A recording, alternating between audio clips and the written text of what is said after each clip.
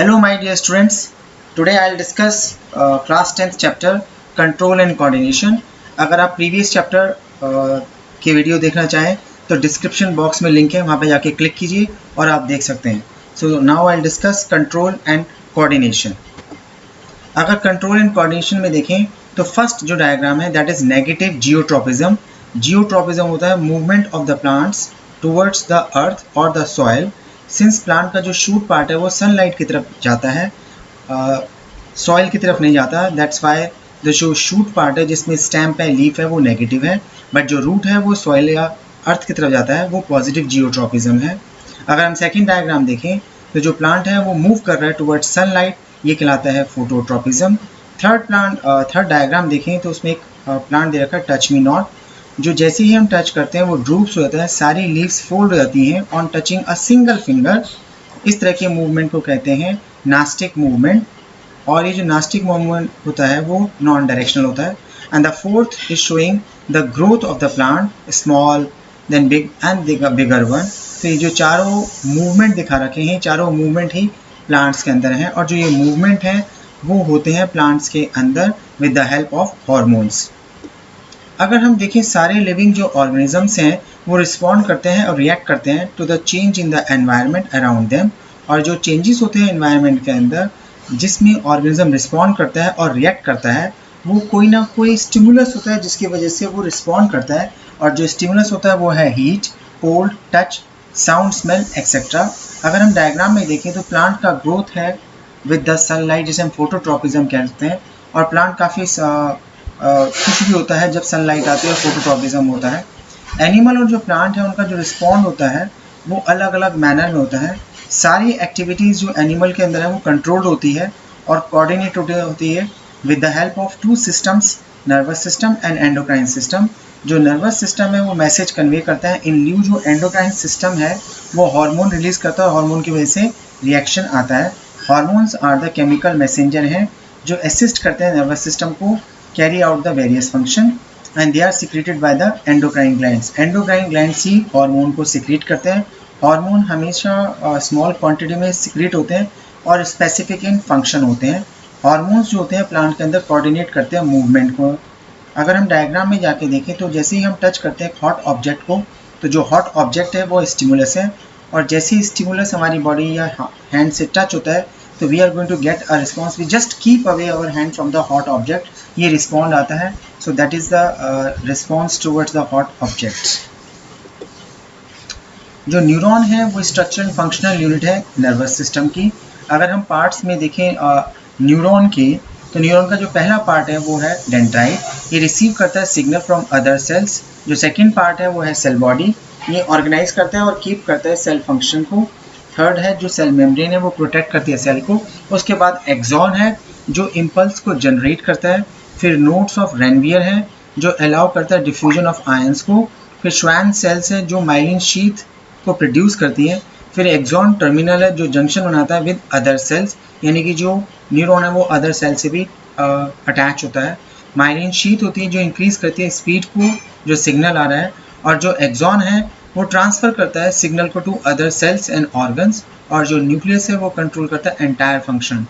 तो अगर हम न्यूरॉन के पार्ट को देखें तो ये पूरा जो पार्ट्स हैं they do the function in a coordinated manner, और that's why the neuron is the structural and functional unit of nervous system. अगर हम रिफ्लेक्स एक्शन को देखें तो रिफ्लेक्स एक्शन जो होता है ऑटोनॉमस होता है, इनवॉलेंट्री होता है, ऑल ऑफ ए सडन होता है. और रिफ्लेक्स एक्शन जब एक पाथवे में मूव करता है उसे कहते हैं रिफ्लेक्स आर्क. अगर हमें रिफ्लेक्स एक्शन का पाथवे देखें, स्टिमुलस है, स्टिमुलस की वजह से इम्पल्स आया, इम्पल्स सीधे चला गया रिसेप्टर या सेंसरी ऑर्गन. जो सेंसरी ऑर्गन है हमारी बॉडी के अंदर है वो है आईज, स्किन एक्सेट्रा. जो फ्लो ऑफ इम्पल्स है वो गया सेंसरी न्यूरॉन पे. फिर फ्लो ऑफ जो इम्पल्स है वो रिले न्यूरॉन पे गया, और रिले से मोटर न्यूरॉन पे गया, और मोटर से इफेक्टर यानी कि जो मसल और ग्लैंड्स है, और हमारा रिस्पॉन्स आया. अगर आप देखें जो रिसेप्टर है, रिसेप्टर से sensory in the diagram, sensory से स्पाइनल कॉर्ड, स्पाइनल से message to brain and then relay neuron, और मोटर न्यूरॉन से इफेक्टर यानी कि जो मसल है आर्म का. और we are going to remove the hand when we are going to touch a hot object. So the pathway covered by the reflex action is called the reflex arc. reflex action is involuntary, autonomous, all of a sudden, and it occurs with a fraction of second. अगर हम human brain में जाएं तो human brain is divided into 3 parts, fore brain, mid brain and hind brain. जो fore brain है उसके parts हैं cerebrum, ये थिंकिंग पार्ट है जो हम सोचते हैं. सेरिब्रल हेमिस्फीयर जो इंटेलिजेंस और हमारे वॉलंटरी एक्शन को कंट्रोल करता है. ऑल्फैक्टरी लोब जो 5 टाइप के हैं, ये जनरली स्मेल को कंट्रोल करने में हेल्प करता है. डायसेफ्लॉन, इसके अंदर सेंटर होते हैं हंगर के और थर्स्ट के. फिर है मिड ब्रेन, ये कंट्रोल करता है reflex movement of the neck, head and trunk in the response to the visual and auditory stimuli. और मिड ब्रेन कंट्रोल करता है reflex movement of the eye muscle, changes in pupil size and shape. ये जो changes है pupal size और shape, ये तभी होता है जब हम डार्क से लाइट में आते हैं या लाइट से डार्क में आते हैं, तो उस टाइम पे कुछ टाइम लगता है एडजस्टमेंट के अंदर, जो कंट्रोल करता है मिड ब्रेन. हाइंड ब्रेन में जाएँ तो पॉन्स हैं. पॉन्स रेगुलेट करता है respiration, relay information between the cerebellum and the cerebrum.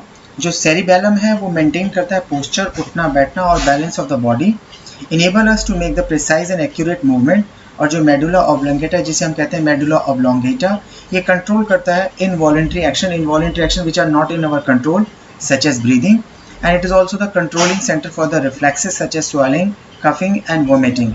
अगर फोर ब्रेन में जाए तो उसमें सेरिब्रम दिखाई दे रहा है, और मिड ब्रेन के बाद हाइंड ब्रेन के अंदर सेरिबेलम भी है, पॉन्स भी है और मेडुला ऑब्लोंगेटा भी है. So that is the human brain. अगर हम नर्वस सिस्टम को डिस्कस करें तो जो नर्वस सिस्टम है that is divided into 2 particular parts. Central nervous system, ये फर्दर डिवाइडेड है ब्रेन और स्पाइनल कॉर्ड. जो स्पाइनल कॉर्ड है वो कनेक्ट करती है brain and peripheral nervous system. जो पेरिफेरल नर्वस सिस्टम है वो कैरी करता है message to and from the central nervous system. ये फर्दर डिवाइड होता है सोमैटिक नर्वस सिस्टम और ऑटोनॉमिक नर्वस सिस्टम. जो सोमैटिक नर्वस सिस्टम है वो कंट्रोल करता है voluntary action which are in our control and transmit the sensory information to the central nervous system. जो ऑटोनॉमिक नर्वस सिस्टम है वो कंट्रोल करता है इनवॉलंटरी बॉडी फंक्शंस. जो ऑटोनॉमिक नर्वस सिस्टम है वो सिंपैथेटिक नर्वस सिस्टम और पैरासिम्पैथेटिक नर्वस सिस्टम है. जो सिंपैथेटिक नर्वस सिस्टम है वो बॉडी एनर्जी को एक्सपेंड करता है, और जो पैरासिम्पैथिक नर्वस सिस्टम है वो बॉडी को काम करता है और कंजर्व करता है और मेंटेन करता है एनर्जी को. अगर आपने किसी डरावनी चीज़ को या हॉरिफाइड सीन को देखा तो आप डर जाते हैं एकदम से, वो सिंपैथेटिक है, बट जैसे दोबारा नॉर्मल हो जाते हैं वो पैरासिम्पैथेटिक नर्वस सिस्टम है.